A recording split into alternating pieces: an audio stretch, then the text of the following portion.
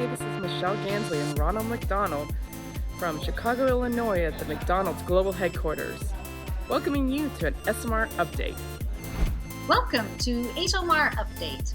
This week, Kim updates us on the mental well-being survey run by corporate member Opinium and the Insights 2030 study run by Esomar corporate member Kantar. Danica gives us the latest news on awards and upcoming events. Claudio announces an Esomar Plus webinar on the tricky subject of GDPR processor versus controller. Kalika, we welcome. She will be interviewing Amy Young from the United States. SMR News, and I'm pleased to be joined this week by Danica from our Content and Events team and Claudio from our Government Affairs and Professional Standards team, who will be telling you all about the things that are taking place in their teams. But first, I also wanted to let you know that two of our SMR corporate members are organizing surveys, and we're hoping that you're going to be helpful to help them by answering those surveys. So Opinium is running a survey which is focusing on mental well-being, which is a really important issue considering COVID-19 and considering the effects that being and working from home all the time is having on us. So this is a great way for us to get a sense of how the entire industry is actually feeling. So if you have a chance, please do answer that particular survey. And also coming up soon is a Kantar survey called Insights 2030. For those of you who are SMR members, you might be aware that Kantar ran the Insights 2020 report. It was a really well-received report, which really captured the future direction of the data research and insights community. And they're doing an update for 2030. So how has COVID-19 impacted our future outlook? And what can we expect moving forward? So really great to have a wonderful SMR corporate members carrying on these really important surveys, and do answer them when you get the emails inviting you to participate. But let's now go to more SMR news. And first up, of course, is Danica. I'm aware that the content and events team have actually quite a lot on during the summer period. So you might want to be listening to her to see what kind of opportunities you can get your hand on. Thanks, Kim. Yes, we have lots going on, as you know, but I did try to prioritize just a few so that everyone can remember them easily. And first off, glittery, sparkly, it's all about our awards. If you go to the esomar.org page, it's all about what we do under awards. We have two deadlines coming up. One actually just passed. It's for our Research Effectiveness Award. Now, this is where we really motivate and encourage our client-side, research buyer, user community to showcase, their ROI, what they've been up to, what success stories they have. Of course, their collaborators, their agencies, or consultants can also submit on their behalf.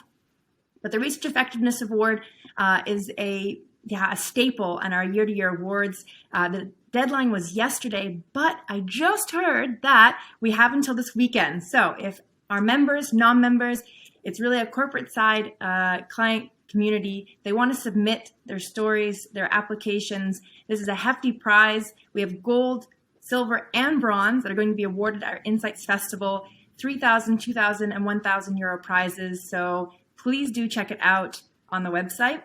Another award that we have coming up, the deadline is next week, 23rd of July, is our Young SMR Society Award. So we're calling all 30 and unders, again, members or non-members, we're welcoming the whole community to submit their big ideas. It can be on projects they're working on, projects they want to work on, calls to the industry, whatever. But it's really about that 30 and under age category, our young professionals, giving them a spotlight to be heard. And you pitch it within 60 seconds. Send in your videos to us. We'd love to have them. And from there, if accepted, you also get to present at the Insights Festival end of September. And then go up against the other finalists to finally have 1, 2, 3 winners. So definitely check out, again, the awards page under what we do on esomar.org. And this is a great segue because both of them, the winners, get to present at our Insights Festival. And that's our flagship event. This is kind of like our online congress in a way, digital, 2021, 22 September. You check out esomar.org/events. The program will be online next week. I know I promised you last update that it was going to be on shortly. We had a couple of couple of hurdles and puzzle pieces to check out. But the program is there, it's ready, and it's going to be online next week. So please do check out the updates and register to be a part of the fun at the end of this September. One thing that I wanted to mention is July 28th. We are organizing a community circle for all about how presentations have gone terribly wrong. Martin Oxley from Buzzback Europe was on the Wonderful Mistakes series that we had just yesterday on the 14th of July, teasing this community circle, asking for submissions, and this is where you come in. If you've done a presentation ever, it's gone terribly wrong, we want to hear about it. It's all about being humble. It's all about having some fun. We have a couple of submitters already in, storytellers who are going to share their stories, but we'd love to hear some more. So register to just listen, or if you dare, please submit some ideas from presentations that you think could have had some improvement, and be part of the speaking kind of community circle July 28th. Thanks, Danica. And indeed, I hear that, well, I have 2020 was quite a splash, so hopefully 2021 will be just as big a splash. So do check out the program. And it does go live next week, you promised, Danica. Yeah. Yeah, I'm not gonna be the one doing the update the next time. So no, but next week, check it out. Perfect. Thanks, Danica. Thanks so much. And Claudio, from Government Affairs and Professional Standards, I understand that you're also doing quite a bit of work, particularly servicing our SMR Plus members who are, of course, getting all of the latest monitoring activities. So can you tell us more about what you've got planned?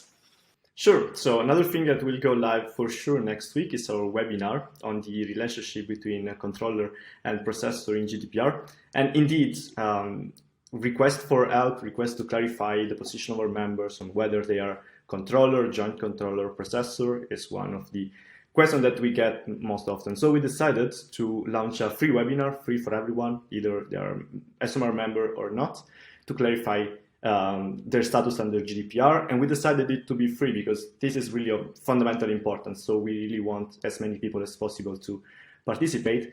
And actually, this webinar couldn't fall in a better period because the European Data Protection Board recently also released their guidelines on the concept of controller and processor in GDPR. So we'll have plenty of time to go through all the 50 pages of the new guidelines the EDPB released. We will summarize it in the webinar, so it's a perfect opportunity, and it's really perfect opportunity to once again clarify this very important division of role, not only of status.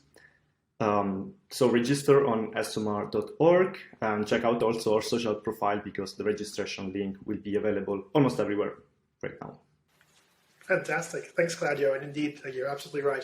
Processor versus controller is one of the most, it seems easy topic, but actually it's a very complex issue. So I think a lot of people will be looking forward to your session.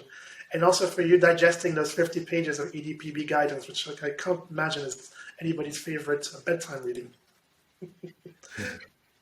Perfect. Claudia, Danica, a huge thanks for giving us all these updates. So you've heard it, esomar.org/events. You can find out all about the upcoming events and activities. And of course, our awards are waiting for some great submissions. So do throw your hat into the ring. You never know, you might be able to get those nice cash prizes that Danica was mentioning. Thank you both. Hello, everyone. Welcome to this week's Member Focus interview. I'm Kalika Saxena from membership team, and I'm happy to be joined today by Emmy Young. So, hello, Emmy. Welcome today. How are you doing? Hi, I'm well. Thank you. Thank you so much for inviting me. All right. Thank you. Thank you for being here. So we can start maybe by you can introduce yourself and what do you do in the industry? Yeah, sounds great. Well, my name's Amy Young. I'm General Counsel and Chief Privacy Officer at Lotame Solutions, which is part of the ad tech ecosystem. It's obviously part of the broader industry that we are in. And at Lotame, I lead all policy compliance, data privacy, as well as governance and other legal affairs at Lotame. Prior to being at Lotame, I was with Comscore, which is more central in the audience measurement space. You may have heard of them. And then before that, at several other previous software companies where I also was subject matter expert for data privacy and also held a number of various leadership and senior leadership roles. Oh, wow, that's exciting. Excellent. Great. So how's research being done in your country in this time? It's a great question, especially because there's so many changes that are happening right now. I mean, in the United States, as I think most of the globe knows, there's a lot more flexibility in some ways. And so there's a lot of still outstanding traditional options here, panel, digital, mobile, as well as TV data. What I think is interesting, and this has been a trend certainly for the last few years, is the move to cross-platform data. And that in particular has been a little difficult of a crux to overcome just because the data that comes in certain ways, like digital and mobile, is much different from the linear TV. So there are a lot of changes coming in store. There are a lot of initiatives that are happening right now to try and find that cross-platform data and research to be conducted. Yeah, indeed, that's true. Great. All right. Okay, and what future technology are you excited to see in research? Can you elaborate, yeah, on that a Yeah, little that's a bit? really, really great question too. Because, the thing is that we have had a lot of processes that many people call AI in nature, a lot of the big data processing. And certainly for many of the companies here in this space, you're already familiar with it. I know I am. But that said, there are a lot of other AI considerations that I think are really exciting to see. There's a lot of innovation that's happening right now, and then it also leads to a number of other interesting issues, such as data ethics right now. So I think there are enough companies here, and there's been enough data, and frankly, a lot of decision making in research that is now bringing on issues like what's the implicit bias that comes into play, which, especially in the research industry, we're all familiar with. Depending on the way in which you ask the question and the ordering and the like, you're going to end up coming up with one type of response. And that undoubtedly ends up multiplying in significant degree when we then apply AI. So a lot of that unconscious bias, the systems design, in addition to the questionnaire and panel design, as well as some of those outcomes, is great. I think the innovation and is there, and I'm very, very excited to see it. But it is also begging, and I hope begs, the next set of questions, which is what are we thinking about in the industry? How are we able to think about this in the industry? And especially because Esomar is so great at peering around the corner, what are certain standards Absolutely. that we can put in place that really then start really robustly giving us a chance to fully evaluate? Oh, wow, that's great. But is there any recent insight you would want to share with the world, or you Oh, have been experiencing? Yeah. what a great question. Well, I'll say this. I mean, I've been championing data privacy by design for many, many years, and I'm just frankly delighted to see that it's picking up a lot of momentum ever since it's been incorporated and recognized in a more fulsome fashion with GDPR. And so I would say this. I mean, I'd like to challenge everyone to take it up to the next level, which is that not only are we now understanding what it means to have data privacy by design, but just as I mentioned in the AI considerations, making sure that it fully takes into consideration the end-to-end chain, being responsible for how the data comes in, as well as how the data gets used and exits out of the system, which is not just for clients, but it also includes things like data deletion and data minimization. And in my opinion, this next stage also means that there are certain principles and data privacy principles that are more important than others. That discussion hasn't taken place. Data minimization, in my view, is one of the most important slash primary considerations here, because if you don't end up having that much data to begin with, there's only so much that you can do. And similarly, in enrichment, which is what we all also have, and deal with and work with in our research, enrichment by minimizing the amount of enrichment for only certain purposes or only certain types of data can then also maintain excellent research principles, as well as building out an industry standard for us. Fantastic. Great. Thank you for sharing that insight with us. It's absolutely fantastic. Great. And Are you looking forward, I mean, some kind of initiatives which SOMAR is going to take maybe in this year or next year? Anything you Yeah, would like to come up with? that's a great question. There are a lot of things on SMR's plate, and some of them happen year over year. In fact, some of the discussion that's happening right now in terms of European data privacy and standards, particularly with certain data privacy organizations or authorities, especially those related to children and developing those standards, I think has been a conversation for many years and one that SOMAR has continued to actively drive through. So I think we would expect to see that continue. Then there are just some great, there are other events too that I just want to highlight. The Insights Festival this year is digital.